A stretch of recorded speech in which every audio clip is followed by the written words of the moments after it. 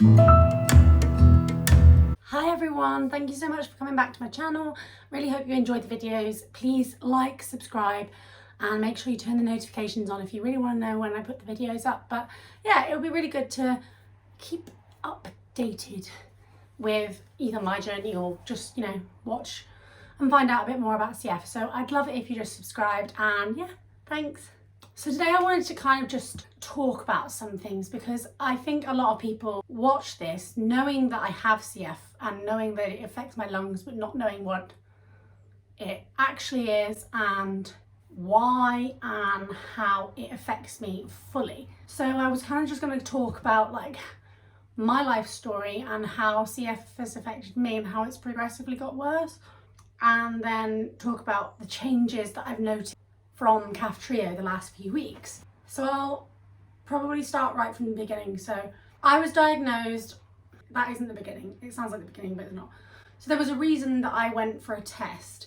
So when I was born, I was fine, like I was, nothing seemed immediately wrong with me. It took 2 years and I was just always ill. I was always coughing, and they thought it was my teddy bears actually causing me to cough. So they changed my teddy bears, and they thought that it was the fluff from them that was making me cough, because it was just sort of like this jumper, like coming loose, and just I was, breathing it in. Took me to the doctors, and the doctor then immediately said, I think we need to take her straight to the hospital, you need to have a test. So that's where we went, and we had a test for CF. With CF, you sweat so much, and they test your sweat, basically test your body, see if there's more salt.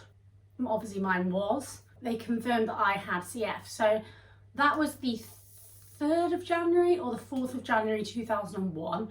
And then the next day I immediately started IVs, and I had those for 2 weeks in the hospital, and then every few months I would get into the routine of having those. So that's when I started doing my treatments. My mum and dad were then told that they needed to do this percussion, which is like, so I would lay on my side and they were taught to do percussion. So that's where I lie on my side and you cup your hand. So you put your fingers together, you then cup your hand so it's like not fully straight, it's just like that, and you curl your thumb in. So you get like almost like a scoop, and then you hit that. Can you hear it makes like a more solid sound than like a tap? It's like you're cupping air into it. You do that for, I think they did it for 5 to 10 minutes either way. So you do that side, and then I'd lie on my back, and we'd do the fronts, and then we'd lie on my chest, and you'd do my backs. And I did that every morning and night on this beanbag, so it tipped me up at an angle so that everything could try and come out. As I grew up, I moved on to a cappella with the use of percussion if I really needed to, whilst I was sitting up, or, to get things out.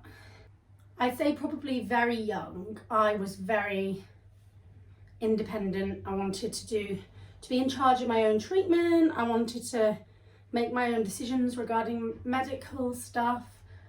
And I was very stubborn as well. There were certain things that I would never let them do. I didn't like having my tummy felt. So they have to feel your tummy to check everything's okay, like your digestion, your bowels, all that sort of stuff.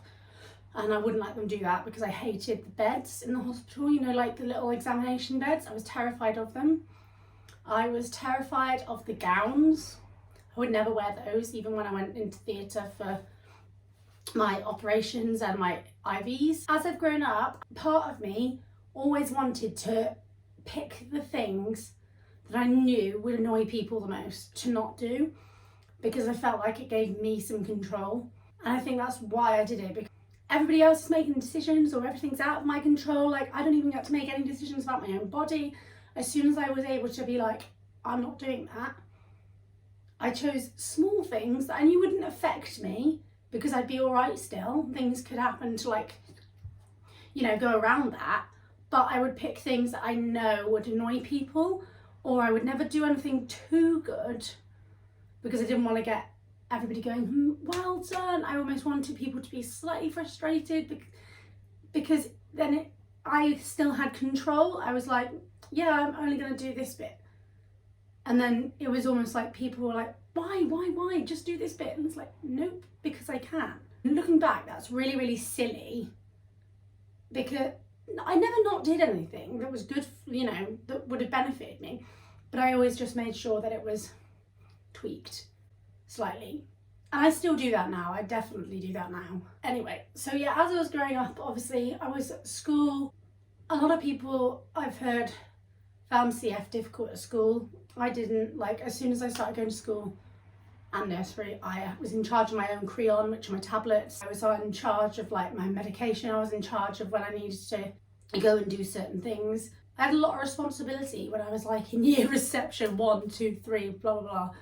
And then, so I think it just made me grow up a lot faster than everybody else. So then as I was in secondary school, it made me very, very focused. So for the first, I don't know, up until probably year 10, I was like, right, I've got to somehow get to my end goal in life in the next 10 years, because I'm never going to live past that. And if I don't have it then, I'm never going to have it.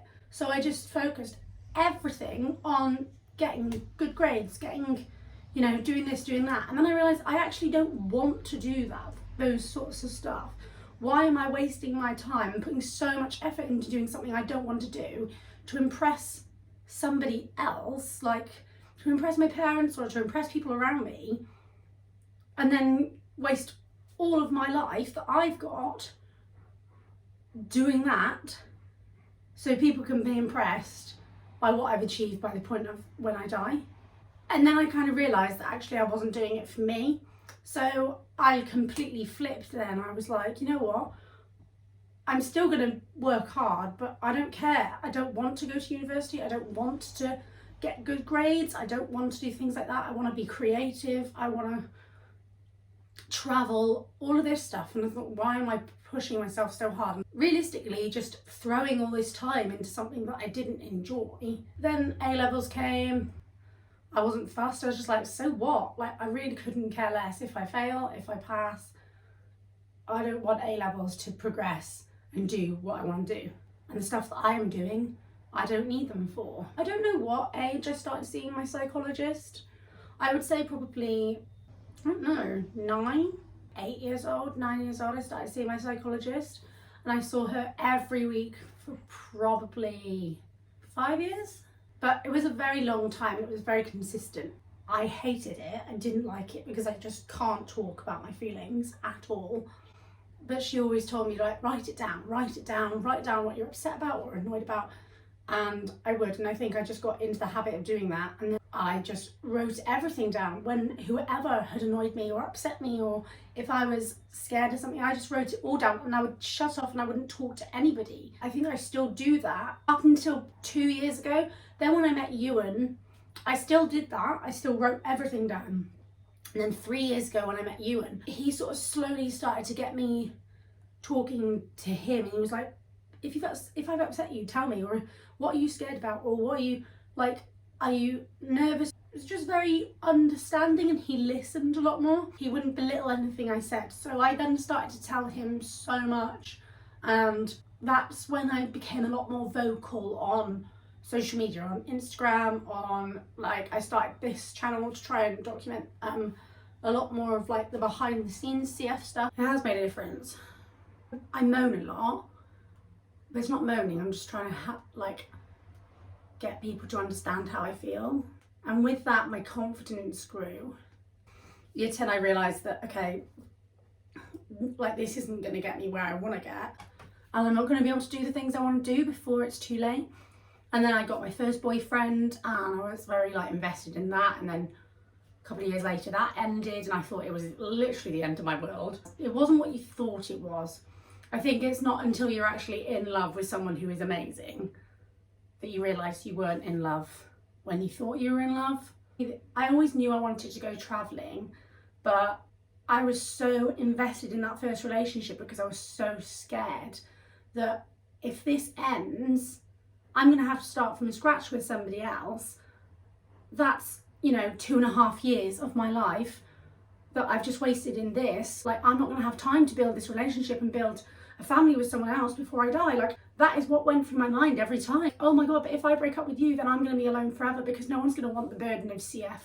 No one's going to want a wife that dies at the age of 30. I'm not going to be able to have the time to invest the next 4 years into my life, into starting a new relationship. Like, all of those things went through my head all the time, and that is still how I think now, in a way. If I ever break up with you, and somebody's got to learn how to care for me, somebody's got to accept all of these extra things. So it's hard. It's like, but there's only a certain amount of people in this world that are probably going to do that for you. After that ended, that came for me the kick to go travelling, which was the best time of my life, but I neglected everything. For the first 6 weeks, I just went like out all the time. I partied all the time. I was still really healthy during the day. Like, I was doing all my treatments, all my medications, going for runs, going for like, you know, I did so many workouts a day. I did biked every day. Like, I was doing so much exercise. Yeah, and then I went on to Sydney and I was living in a hostel, and I don't think I wanted to be judged. I was already the youngest one there in the whole entire hostel. So I was like, I don't want anything else to separate me from everybody else and from stop people from wanting to have fun, like with me, wanting me to be involved. So I just stopped doing everything.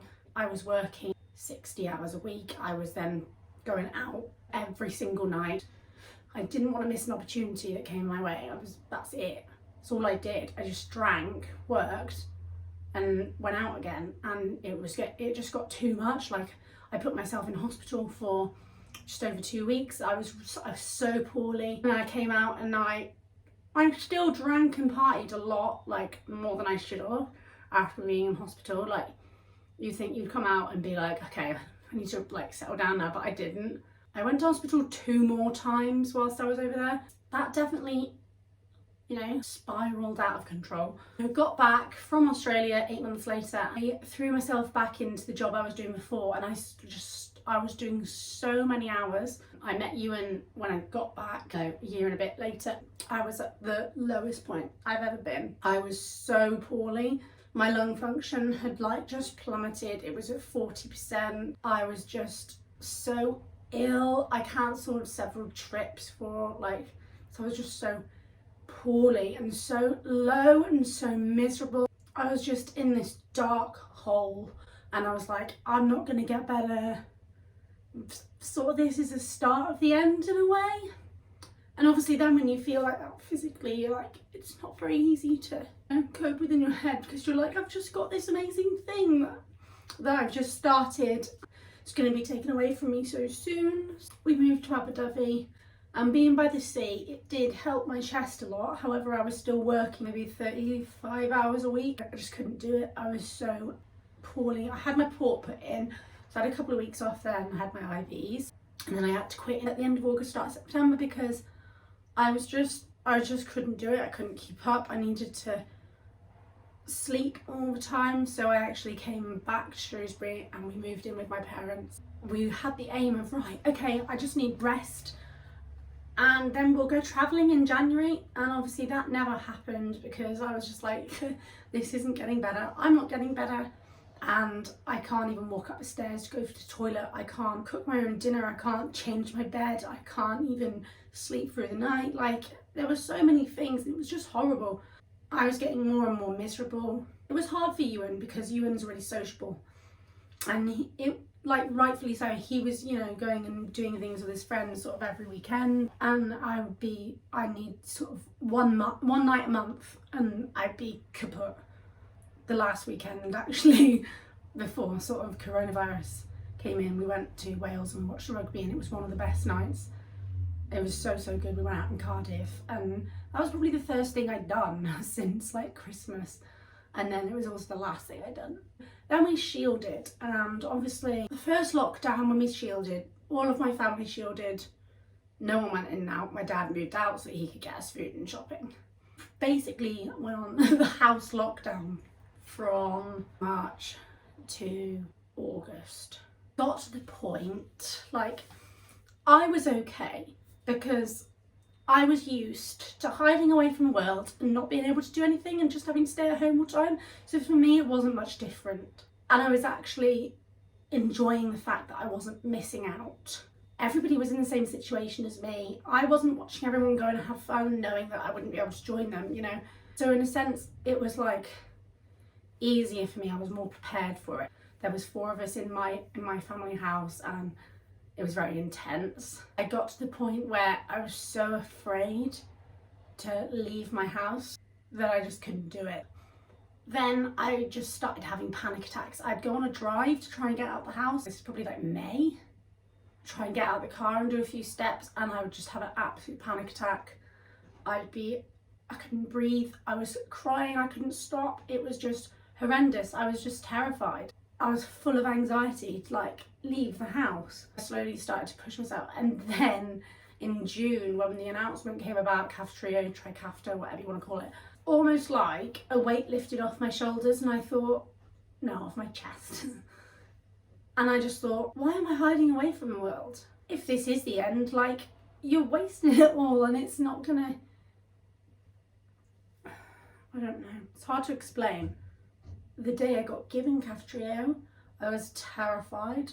But then the day after, when I felt it working, I thought, oh my god, like, I remember going for a wee, and I didn't have to catch my breath after. This was literally a couple of days after, and everybody else was downstairs, and I just quietly cried on the toilet, and I just thought, oh my god, like, I've dreamt about this day for so long. And so many people take it for granted, and you just don't know what that feels like until you're in that position. It's just incredible. I was just crying and crying because I thought, I've just been given this second chance to live my life. And we moved into a new house. I have managed to do loads of walks. I'm finally getting my energy back. I feel like I've been given this new lease of life that I slowly watched disappear and deteriorate over so many years, and the people around me watched me deteriorate, and I slowly felt like everybody was just thinking I was becoming this boring person. And I wish Ewan had known me prior, like before he did, because he just met me here on my journey, and I just went like that. And then you start to think, why are they even with me? Like, why are they with me?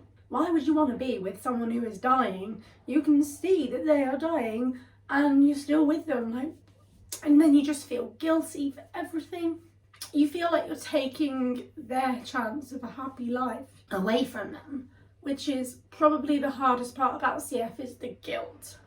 A lot of the time you need other people to do things for you. It's incredibly difficult to accept that someone wants to be with you, even if they don't get very long, and they take on everything extra that comes with you. Oh, shut up. Why do I keep crying in these videos? Like, literally, I never cry. Pretty sure in the majority of these videos I'm like weeping, going, ooh. I just don't cry. I'm not a person who cries. I literally laugh all the time, or I'm asleep. There's not really much middle ground. CF was so easy for me personally to deal with when I was little, when I was a teenager, and then as I slowly got more and more that I was capable of losing, it got harder and harder, and I think it just, at one point it just took over. But we're on the other side of that now. Yet this lockdown I'm finding a lot harder, because I had just been given a taste of like the freedom and the ability to like do these things and socialise, but I haven't had feeling like this for probably ever, because the last time I felt like this was like 17 maybe, and I wasn't able to do all these things. So I've never been able to experience this, and I feel like it was like, wow, oh my god, I never want to lose this. And then coming into lockdown, obviously it's been taken away. In that aspect it's hard. It's also hard for Ewan, because for the first time we were able to do things together, and now it's, it's not like that. Just don't take things for granted. Be so grateful that you're healthy if you are. It's the only thing that can literally happen overnight. You could be disabled tomorrow, and that's anybody. It doesn't discriminate against anyone. Anyone can be disabled tomorrow. And appreciate doing the little things, because you never know when that's going to get taken away from you. And I will never take for granted those things, because I know what it's like to not be able to bend over and tie your own shoe, or stay up past 8 o'clock, or walk to the end of the road to post a letter, or go to the toilet and not need help. Like, all those things are things you should be grateful for, but they're things that happen in day-to-day life that people just don't realise are special. And I'm not having a go at anybody, and I'm not saying, you know, you should appreciate going to the toilet on your own, but like, think of the glass half full rather than half empty. Did I actually say what CF was?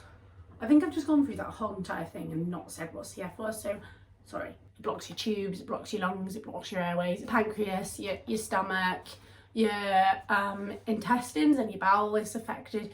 Your digestive system, obviously, because the phlegm, you can't get the enzymes from one place to the other, so that's blocked. All your sinuses and around here and in the backs of sort of behind your face, and then your lungs obviously really suffer. Actually, the reproductive system is also affected because, you know, the phlegm is so thick, things can't get to where they want to be. And also 99% of males born with cystic fibrosis are born without a tube down below that actually makes them infertile. So it's a lot more than just a cough, which is very frustrating when people say, oh, so you've got a cough. Like, oh, if you only knew. Along with any invisible disability, I think personally, this is just my opinion, it's very difficult because people assume you're absolutely fine when they see you, and people don't really quite realise how bad things are, and that's very difficult mentally because you don't want to always have to explain yourself and explain, oh, I'm actually really bad, like this is it, because then you reiterate to yourself, oh my god, like am I really, I'm like this, like, to ask for help or to get people to look at you and think she's not exaggerating, she's not pretending. Also, as I said before, the guilt. 22 and still living, so we're doing something right. Thank you so much for watching. As always, really appreciate it that I've literally just droned on and on at you for like half an hour or whatever it is. And if you're still here, then thanks so much. You know, I really appreciate that. That means a lot. Please like, subscribe, and put the notifications on because I do put videos up every week. And I try to cover a lot of CF topics, but it's interesting to sort of respond to what you guys want to hear. So this was actually because somebody, how CF has affected me and what it actually is. So this was more of a sort of a video about that and just to say a bit about how I've grown up with CF. Thanks so much. Bye.